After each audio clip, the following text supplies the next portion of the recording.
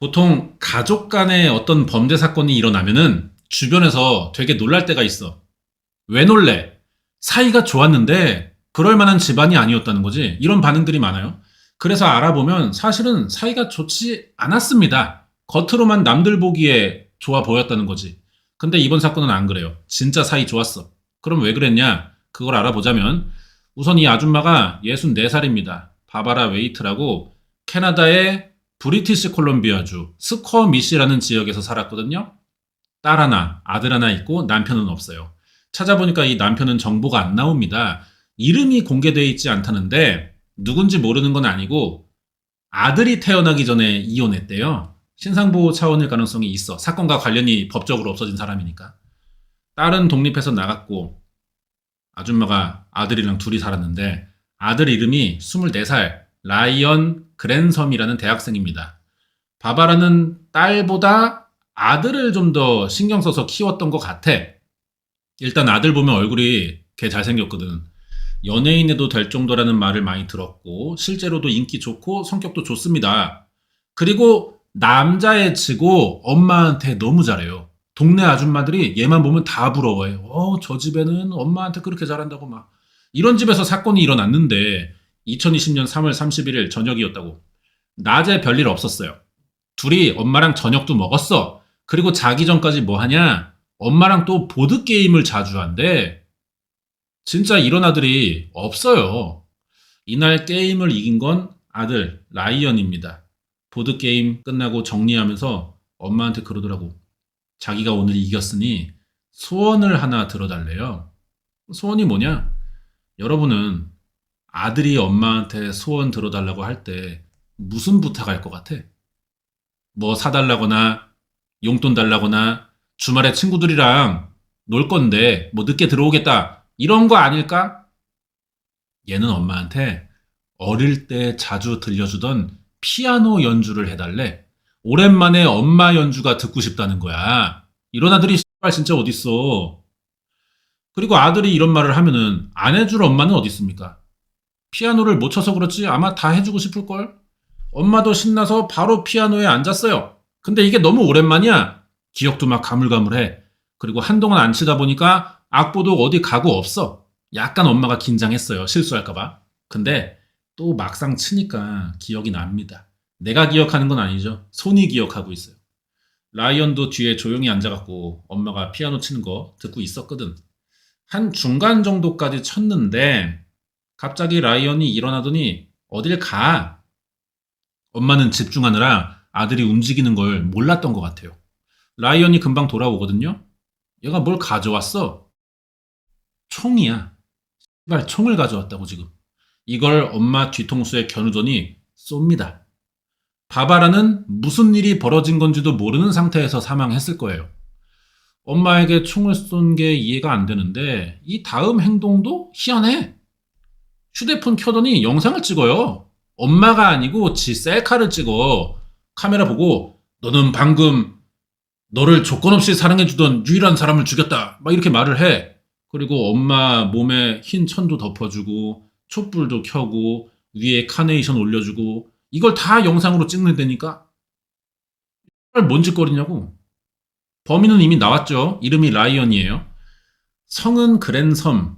미드 좋아하는 사람들은 얘 아마 알 건데 연예인 해도 되겠다는 말 듣는다고 했잖아요. 진짜 연예인 맞습니다. 배우인데 정확히는 아역 배우 출신이지. 얘야? 2007년에 슈퍼내추럴이라고 이거 엄청 유명했잖아. 여기 출연했었고 그 뒤로도 광고 꽤 찍고 영화에도 몇 번 나왔고 나이가 어리고 뭐 스타급은 아니었어요. 그래서 주로 단역, 조연급이었는데 주연 경험도 없는 건 아닙니다. 성인 되고는 넷플릭스에서 인기였던 리버데일이라는 드라마가 있었어. 여기 시즌4의 한 에피소드에서 되게 중요한 역할을 맡기도 했대요. 몰라 나는 안 봐서. 아니 뭐 그래 알았어. 주연이든 조연이든 결국 전 세계에 얼굴 다 팔린 사람이긴 하잖아요. 근데 뭐가 문제라서 이 지랄병을 떨었냔 말이야. 이 이유를 알기 전에 사건이 여기서 끝나지 않아요. 이때 캐나다 총리가 저스틴 트리도라고 이 사람을 공격할 계획까지도 세웠었어. 테러를 저지르겠다는 거지. 다행히 미수로 끝나긴 했는데 아니 계속 말하잖아. 너 왜 그랬냐고. 이 새끼의 불만이 뭔지를 좀 알아보겠습니다. 성장 배경 보면은 답이 나오는 사건이에요. 라이언 그랜섬 1998년 11월 30일 생 캐나다 밴쿠버 출신이야. 아까 누나가 독립해서 산다 그랬잖아. 위로 한 명 있고 태어나기 전에 엄마가 이혼해서 혼자 자식 둘 키웠었고 이혼이 부부 관계를 끊는 거지. 아빠랑 자식 관계를 끊는 건 아니니까. 양육비도 줘야 되고 주기적으로 만나게 해주는 면접 교섭권이 있잖아요. 남편의 역할은 끝이지만 아빠의 역할은 계속 해야 돼. 근데 이 씨발놈의 라이언 애비는 자식들이 다 크는 동안 돈 한 번도 안 보내. 만나러 온 적도 거의 없어요. 엄마인 바바라가 혼자 다 책임졌다고. 엄마는 책임감 있게 열심히 키웠는데 아무리 그래도 이게 어린 나이에 편부모 가정에서 오는 정서적인 결핍까지 해소해주기는 쉽지 않은 게 사실이잖아. 애가 소심했어요. 언어 발달도 느립니다. 여기에 키도 작고 말라가지고 항상 위축돼 있었어. 이러면은 매사에 불안감을 느끼고 남들에게는 별거 아닌 일인데도 막 얘는 감정이 날뛰는 거야. 2010 부바르베 사는 어떤 고소 아티스트처럼. 감정 기복이 너무 심하니까 당연히 얘가 학교에 적응할 수 없죠. 친구 사귀기도 어려워. 이러면 엄마도 고민이 많아져. 이 새끼를 어떻게 키울까 막 고민하다가 주변에서 연기 학원을 추천해 줬대요. 어떻게든 애가 읽고 말하기를 반복하면은 언어 발달에 도움도 되고 자신감도 생기지 않겠냐는 거지. 좋은 생각 같았어. 바로 연기 학원 등록합니다. 애 성격이 좀 나아지려나 싶어서 보낸 거지 뭐 연기 쪽을 생각한 건 당연히 아니에요. 근데 몇 달 다니니까 얘가 재능이 있대. 연기를 잘해요. 얼굴도 보면 좀 먹히는 스타일이잖아. 그리고 불안하고 좀 예민한 이 성격이 오히려 연기할 때 같은 또래 애들에게는 잘 안 나오는 섬세함, 풍부한 감수성이 된대. 역시 사람은 다 어딘가에 쓰임이 있는 거예요. 특히 이 재능이라는 건 감출 수가 없죠. 어떻게든 뚫고 나와 내가 이거를 잘한다는 걸 알게 해준다고. 그게 재능이야. 학교에서는 맨날 애들이 놀리기만 했어. 연기 학원만 가면 다 부러워해요. 선생님도 칭찬만 하고. 라이언도 이러면 연기의 재미를 느낄 수밖에 없잖아. 이렇게 된 김에 자기도 배우가 돼보고 싶다고 진로를 정합니다. 그리고 어느 날 기회가 왔어요. 엄마가 애 데리러 학원 찾아왔는데 선생님이 그래. 확실히 얘는 재능이 있대. 혹시 생각 있으면 오디션 한번 보지 않겠냐고 어린이 모델 참가 신청서를 줍니다. 엄마는 좋지. 아들이 어디서 인정받아본 게 처음인데 거기에 뭘 추천도 하잖아. 진짜 우리 애가 잘하나 싶어서 애 데리고 오디션장에 갔어요. 그래서 해보니까 와, 다른 애들은 상대가 안 돼. 얘는 일단 다른 아역들에게 없는 감수성이 있잖아. 내면 연기가 된다니까. 라이언이 표정 한번 딱 지으니까 심사위원들이 막 수근거려. 서로 막 귓속말해요. 이마 개점 개점 뽑으셈 예임. 바로 붙어서 TV 광고 찍습니다. 이걸 시작으로 어린이 모델 겸 아역 배우를 하게 된 거예요. 지도 좀 원했고 엄마도 애가 이거 삐리한 게 사람 될까 싶었거든. 근데 어떻게 맞는 걸 찾았으니까 이 재능을 잘 키워줘야 된다 싶었어요. 이렇게 2005년 7살에 광고로 데뷔해서 2년간 TV랑 뭐 지면 광고 모델 좀 하다가 2007년부터 드라마에 출연합니다. 배우를 시작한 거지. 출연한 영화도 대단한 거예요. 주드로, 히스 레저, 조니 뎁식이나 나오는 파르나서스 박사의 상상극장. 뭔지는 몰라. 들어만 봤어. 윈피 키드 다이어리 이런 거 찍습니다. 비중은 적은데 임팩트 있는 조연이었고 일단 얼굴이 먹어주니까 이름을 꽤 알렸어. 데뷔 7년 만에 비커밍 레드우드라는 영화에서 주연까지 덜컥 떼버렸어요. 그때 얼굴인데 이게 봐봐. 이 나이 때 배우 중에 가장 인기 있는 상이야. 또래들이 좋아하고. 연기력도 받쳐주니까 잘 나가는 아역 배우가 된 거지. 근데 전성기가 길지 않습니다. 얘 잘못은 아니에요, 그게. 우리나라에서도 간간히 나오는 상황인데 성공한 아역이 그대로 크면 좋아. 근데 얼굴이 급변하는 경우가 있어요. 우리는 여전히 어릴 때 그 얼굴을 원하고 있는데 너무 다른 사람이 돼버린 거야. 그러면 경력 끊기거든요. 배우는 연기력도 중요하지만 사실 이미지가 생명이라고. 동안상인 우리나라에서도 이런 일이 생기는데 금노아가 더 잘 오는 백인이면 어떻겠냐? 맥컬리 컬킨이 왜 망했어? 어릴 때 그 귀여운 얼굴이 중학교만 가도 사라져버려. 성인 되고는 뭐 아예 그냥 다른 사람이에요. 경쟁력 있던 그 무기가 없어진 거야. 나도 모르게. 안 그래도 헐리우드 바닥이 냉정해서 막 얼어 죽고 있는데 아무도 라이언을 이제 안 찾아. 일거리 점점 줄더니 막판엔 주연 필모도 있는 애가 단역 오디션도 떨어져요. 아니 뭐 맥컬리 컬킨이야 나홀로 집 지키다가 초대박 나서 재벌됐지만 얘는 그 정도도 안 되잖아. 번 돈이 얼마 없어요. 이제 본격적으로 시작해야 되는 나이에 망했어. 앞에서 잠깐 말했듯이 라이언은 어릴 때부터 예민하고 불안 증세가 있었죠. 그나마 아역할 때는 사람들이 인정해주고 막 어디 가면 라이언 씨 오셨냐 막 대우받아. 그래서 심리적인 문제가 좀 해결되고 있었는데 얼굴 노화오면서 일거리 줄고 배역도 못 따니까 이 문제가 다시 나오는 거죠. 이제 막 성인 됐는데 반복되는 탈락의 실패로 자신감이 뚝 떨어졌어. 이런 상황에 놓이니까 하지 말아야 할 것들로 스트레스를 풉니다. 대마초 빨고 막 마약 사고 이러는 거야. 10대 후반부터는 그냥 마약에 쩔은 상태일 정도로 너무 심각한 중독 상태였고요. 2016년 이제 18입니다. 이제 배우는 긁는 것 같고 엄마가 엄청 설득해가지고 야 관둬라 다시 대학이라도 가자 공부하자. 근데 얘가 그게 되겠어요? 진작에 스타 맛을 얼핏 봤잖아. 일반인으로 돌아가지겠냐고. 학교가 너무 다니기 싫었는데 엄마가 그냥 등록금 내버렸거든. 그거 봐서 억지로 다니긴 합니다. 그러다가 다시 기회가 와요. 넷플릭스의 인기 드라마 리버데일에서 연락이 오네. 잠깐 등장하는 역할이긴 한데 뭐 한번 해보겠냐? 대본 보니까 역할은 작아. 근데 이야기 전개에 너무 중요한 캐릭터인 거예요. 분명히 이거 사람들에게 다시 각인될 수 있을 만한 역할이고 그렇게만 된다면 난 이제 그 아역 티 다 벗고 성인 배우로 야동을 찍는 건 아니지만 성인 영화 배우로서 이게 뭐 어감이 어떡하다 뭘로 설명해야 되냐 이거.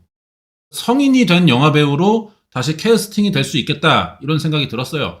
다시 배우 도전을 합니다. 리버데일은 뭐 이미 유명했던 드라마라 사람들이 좋아했어. 근데 이게 또 라이언이 기대한 만큼은 아니었습니다. 어릴 때의 그 유명세가 다시 채워지질 않는 거야.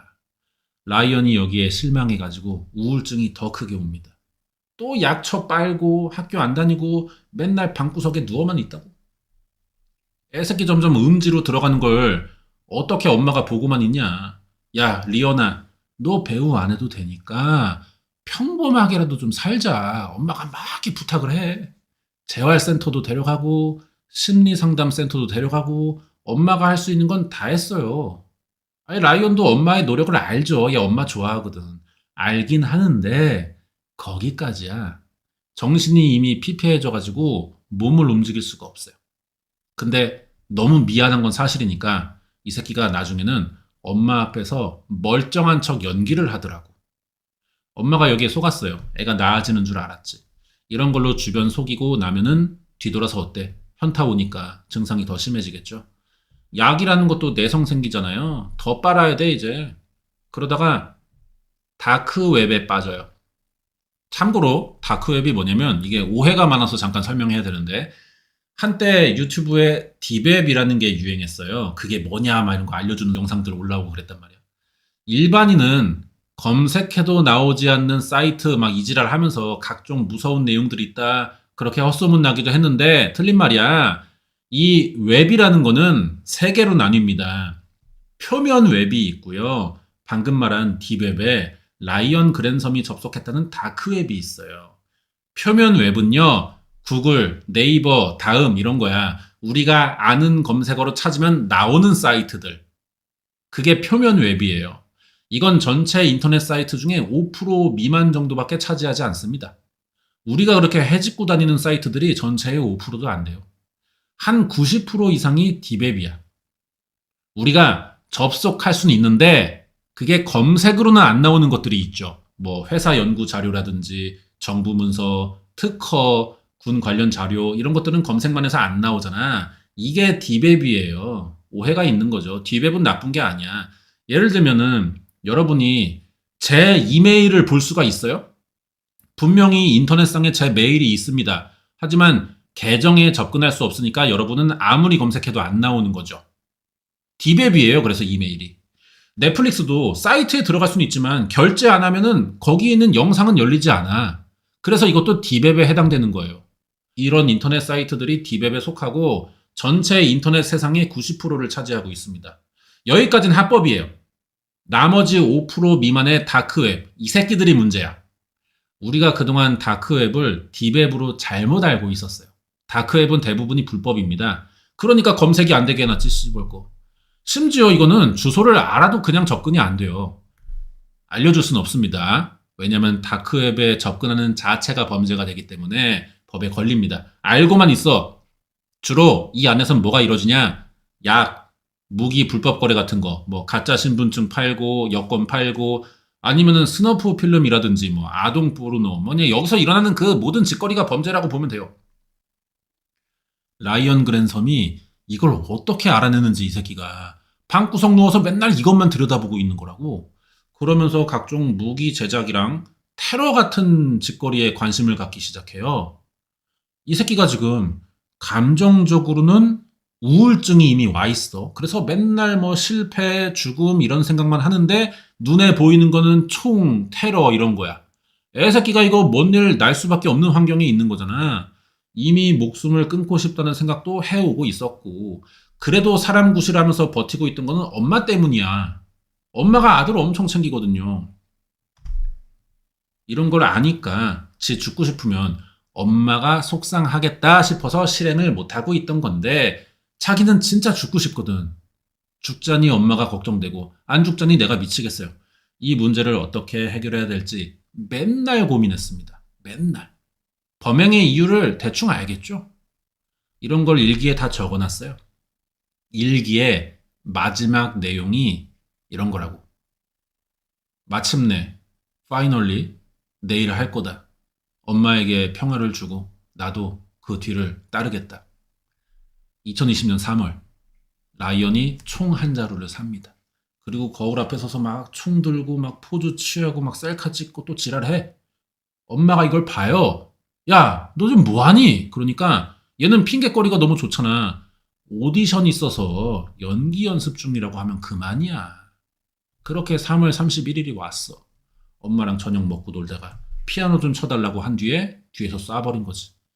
유일하게 지 이해해주고 노력하는 사람을 지 손으로 죽입니다. 말이 너무 안 되죠? 아무리 그래도. 혹시 우리가 몰랐던 살해 동기가 따로 있진 않나? 보통 가족 동반 사망을 계획하는 경우는 부모가 먼저 살 자신이 없으니까 죽는 거잖아요. 그리고 나서 남을 자식들이 걱정되니까 같이 죽는 거란 말이야. 이 경우는 반대죠. 자식 새끼가 먼저 죽고 싶은데 부모가 걱정돼서 지 손으로 먼저 죽여요. 뉴 패턴의 효로 새끼예요. 아주. 그 다음에 다음 계획이 또 이루어지는 게 아까 말한 그 캐나다 총리 테러. 일기에 적은 내용대로라면은 자기도 이제 엄마 따라가야 되는데 그러지 않아요. 이 계획이 엄마를 쏘기 전부터 계획을 하고 있던 거야. 다크웹 보면서 화염병 제작 미리 공부했고 재료들도 다 사놨어요. 그럼 왜 하필 총리를 대상으로 삼은 거냐? 라이언은 평소에 정치나 뭐 이런 데 관심 있고 불만 있고 그런 새끼가 아니었거든. 지 인생 안 풀려가지고 멘탈 나간 거를 세상에 대한 원망으로 표출하는 겁니다. 전형적인 인셀 새끼들의 사고방식이죠. 그러려면은 지 원망을 세상에 표출하려면은 이왕 내지르는 거 캐나다에서 가장 영향력 있는 사람을 공격하는 게 좋겠다고 생각한 거죠. 나도 그 다음에 죽을 건데 엄마 쏘고 그 뒤에 어차피 이렇게 된 거 신문 일면에 이름 한번 박아보자 그런 생각이야. 이게 총리를 노린 이유입니다. 이런 결정 다 해놓고 엄마 쐈어요. 천 덮고 꽃 올려놓고 양초 키고 집안에 병신 같은 장례식하고 밤새 총리에게 던질 화염병 만드는 개 연병을 떨기 시작해. 엄마 거실에 총 맞아 누워있는데. 다음날 새벽 2020년 4월 1일 수제 화염병 엄마 어제 쐈던 그 총 차에 싣고 총리가 사는 오타와로 출발을 해요. 근데 오타와가 좀 멉니다. 라이언이 사는 밴쿠버에서 총리 집이야, 오타와가. 끝과 끝이죠. 한 4,000km 돼. 10시간씩 운전해도 5일 걸려요. 라이언이 이걸 알면서도 자신있게 출발하더라고. 난 한다면 하는 남자, 한남이야, 막 이러면서. 병신짓 하러 가는 거지만 그만큼 결심이 확고했어요. 근데 이런 새끼들의 문제가 또 어때? 현실의 벽을 아주 조금만 마주치면 바로 의지가 꺾이죠. 출발 3시간 만에 너무 멀다, 안 되겠다. 총리한테 가는 걸 포기합니다. 무리수라는 걸 느낀 거죠. 봐봐, 이 새끼가 이게 연기 캐스팅 안 되는 게 얼굴 흘러내려서가 아니야. 멘탈이 개복치라고. 차 돌렸어. 근데 또 막상 포기하고 집에 가자니 이미 엄마는 죽었고 조사 시작될 텐데 이러면 밤새 만든 화염병이 아깝잖아? 계획을 수정합니다. 하나는 밴쿠버 다리 위에서 도로 막고 배틀그라운드 마냥 지나가는 차에다가 화염병 던지기. 또 하나는 자기가 다니던 대학교에 총기 난사하기야. 둘 다는 못하고 하나를 선택해야 되는데 대학교를 골랐어요. 학교 갑니다. 우연히 근데 길에서 경찰차를 발견했네. 경찰차가 얘를 발견해서 잡은 건 아니야. 지 혼자 멀리서 보고 찔린 거지. 그래서 차 세우더니 몇 시간을 막 고민해요. 그러다 경찰서를 찾아갑니다. 그나마 사람 구실은 하고 싶은 건지 자수하더라고. 사건은 여기까지입니다. 전날 자기가 엄마 쐈고 총리도 노리려다가 대신 학교 학생들로 바꿨는데 가던 중 심경의 변화가 와서 자수하러 왔다. 이렇게 다 자백했어요. 그러면서 울어. 우리 엄마는 세상에서 가장 다정한 사람이라 나 때문에 더 이상 고통받는 걸 참을 수가 없었대. 내가 이렇게 된 걸 계속 보여주고 싶지 않아가지고 이 방법밖에 없다고 생각을 했었대요. 후회를 좀 하더라고. 자백을 들은 경찰이 라이언 집에 갔습니다. 진짜 바바라의 시신이 있잖아. 체포됐고요. 재판도 금방 열려요. 재판 전에 이 새끼 좀 병신 같잖아. 라이언의 심리 상태 알아보는 정신 감정했거든요. 그랬더니 라이언 그랜썸이 심각한 우울증에 절망감, 자기를 무가치하다고 판단할 정도로 낮은 자존감, 죽음에 대한 동경, 집착 같은 문제들이 있대요. 이걸로 라이언 그랜썸의 변호사가 우리 의뢰인 이 새끼 봐봐요. 이거 병신 맞는데요. 정신적인 문제가 원인이잖아요, 이 사건에. 그러니까 좀 봐주세요. 심신미약을 주장하더라고. 그럼 이 주장을 무력화해야 되는 검사의 주장은 뭐냐? 일기장, 그동안 써온 게 있잖아. 그리고 영상 기록, 이런 거 근거로 엄마 살인과 총리 테러를 실행하기 위한 계획을 오랫동안 준비해 왔다는 점, 그런 일들이 잘못됐다는 것도 다 알고 있었다는 점을 근거로 라이언 그랜덤의 범행은 계획범죄라는 걸 강조했습니다. 그래서 양쪽 말을 다 들은 판사형의 결정이 뭐냐?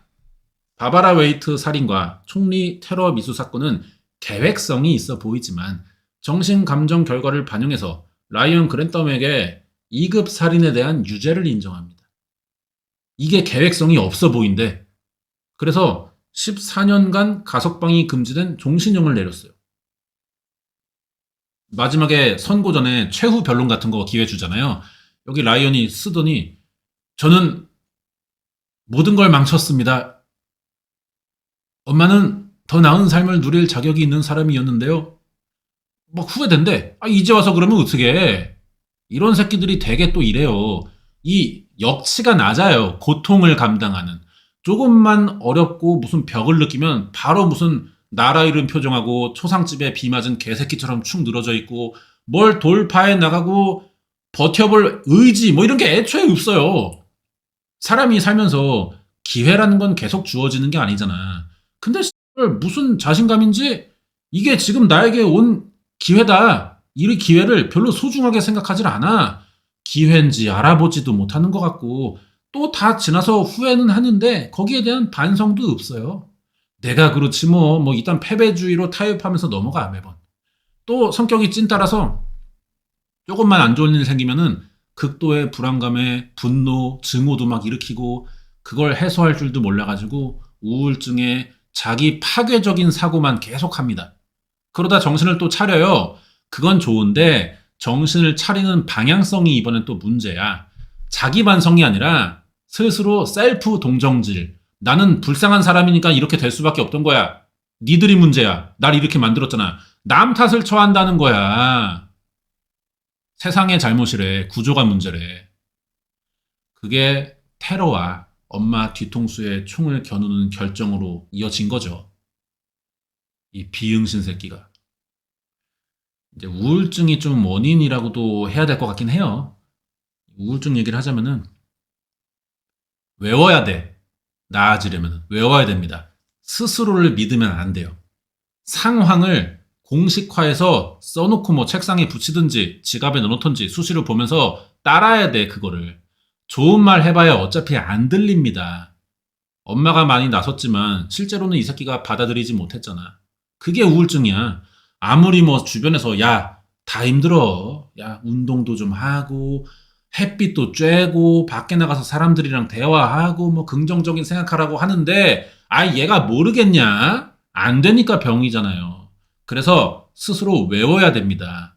이럴 때는 병원 간다. 이럴 때는 약 먹는다. 이럴 때는 명상한다. 뭐 이런 거 외워야 된다고. 이 정도는 하면서 남 탓을 해도 해야죠. 이 새끼는 나아지고 싶다는 생각 자체도 안 해본 것 같아요. 맨날 방구석 들어 누워가지고 그냥 다크웹이나 들여다보고 있잖아. 오히려 연기해서 엄마를 속이고 있었고. 이 새끼 심연을 그래서 아무도 알 수가 없던 거야. 우울증이 있으면요.